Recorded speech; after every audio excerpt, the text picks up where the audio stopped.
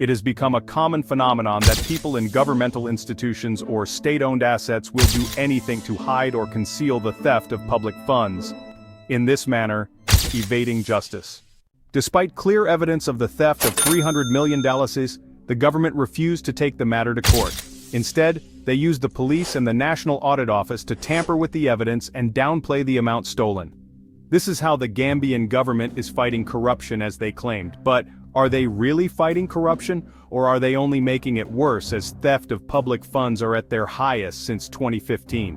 How is this happening? Make sure you stay till the end, as you will hear a shocking confession from a customs official who has been looting a massive amount of money from the port of Banjul. So make sure you stay till the end. Let's take a deep dive.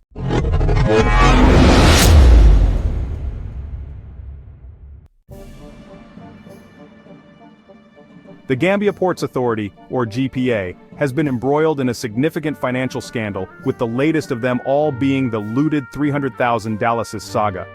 Despite clear evidence of the theft of $300 million, the government refused to take the matter to court. Instead, they opted to play a fast one on the people.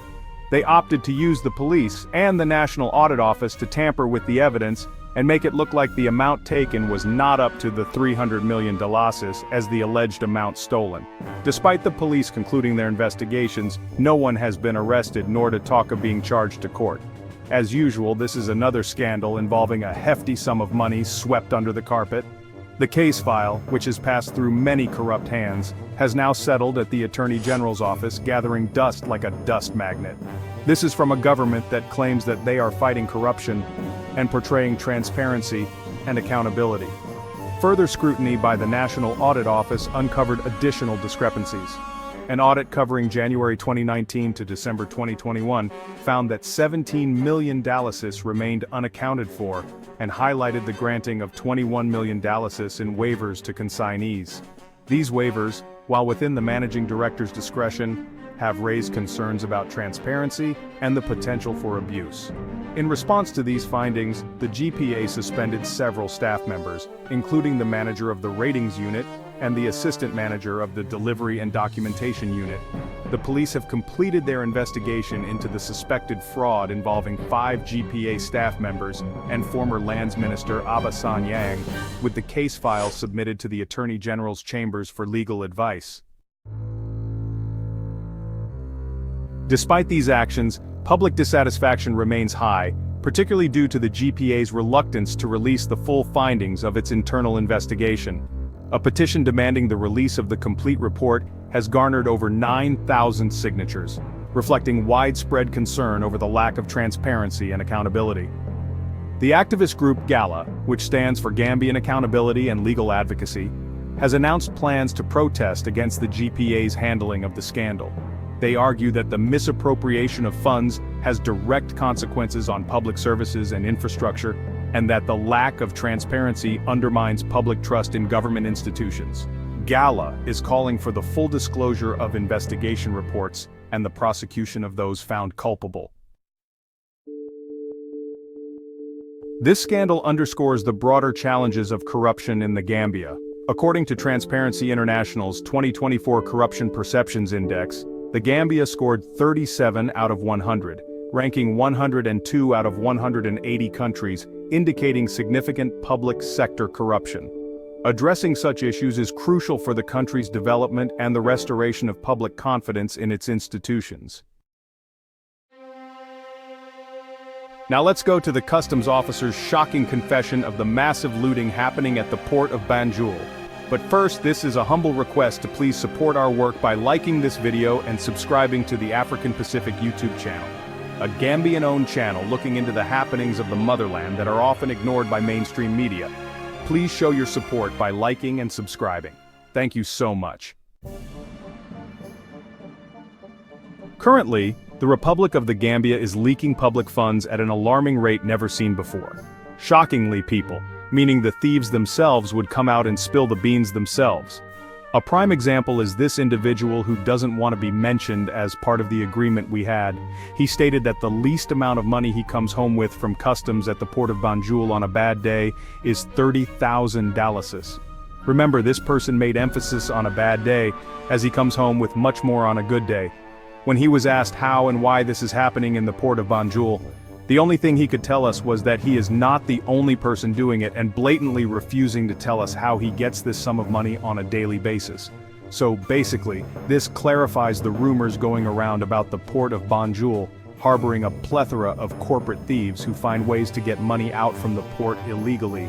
This explains why the port, as well as other Gambian assets or state-owned assets, are leaking money in a rampant fashion. The guy said he is doing it because everyone is doing it. This indicates a broader endemic issue which has gripped our assets for years and years. Most importantly, if you can recall, we made this video explaining the $1.2 billion Dalasi loss the Gambia is currently going through in the hands of the port of Banjul. We advise that you check it out if you haven't seen it yet.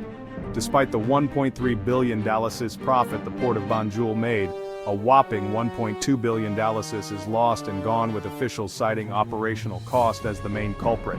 But actually it is as a result of this constant looting that takes the port's operational cost to $1.2 billion, leaving them with a profit of just over $100 million. But is this actually operational costs or rather theft cost? Which one? Comment down below. This is a humble reminder to please like this video and subscribe to the African Pacific YouTube channel. Please show your support by liking and subscribing. Thank you so much. Much appreciated. However, it is not just the port of Banjul being gripped by massive looting, with operational cost being used as an excuse. Just to mention a few as an example. In 2023, the Gambia Civil Aviation Authority recorded a gross profit of $520 million, with $369 million allocated for administration and staff expenses. Gambia International Airlines reported a gross profit of $244 million, with $190 million allocated to administration and staff costs. GAMTL recorded a gross profit of $308 million, with $307 million allocated for administration and staff. NAWEC posted a gross profit of $512 million, with $633 million allocated for administration and staff. Have you seen the trend? Massive operational costs in underperforming institutions. But is this actually operational costs or rather theft costs? Comment down below. The Gambia Ports Authority, GPA, has referred an alleged revenue fraud case to the Ministry of Justice following mounting public concern and media reports about a possible D300 million scandal at the authority. The move comes after the group Gambians Against Looted Assets, GALA, publicly targeted the GPA in a statement calling for accountability over the alleged misappropriation of funds. In a statement issued on Friday, the GPA reassured the public that the matter is being treated with full transparency and due process, dismissing any suggestions that the case is being concealed or mishandled. The authority outlined the following steps taken since the discovery of the alleged fraud. An initial internal investigation conducted by the GPA, a forensic audit, the results of which were submitted to the police. The police investigation has now been concluded, and the matter has been referred to the Ministry of Justice for legal advice and guidance on the next steps. The public is reassured that no aspect of this case is being swept under the carpet, the statement read. In conclusion, as the explicit lack of proper transparency, accountability, not just that of lip services by the government, as this keeps taking the back seat, nothing will be left except for sheer economical destruction and chronic poverty in the Gambia. The longer it takes to deal with this issue, the more entrenched the Republic of the Gambia gets, all thanks to the unwise Gambians.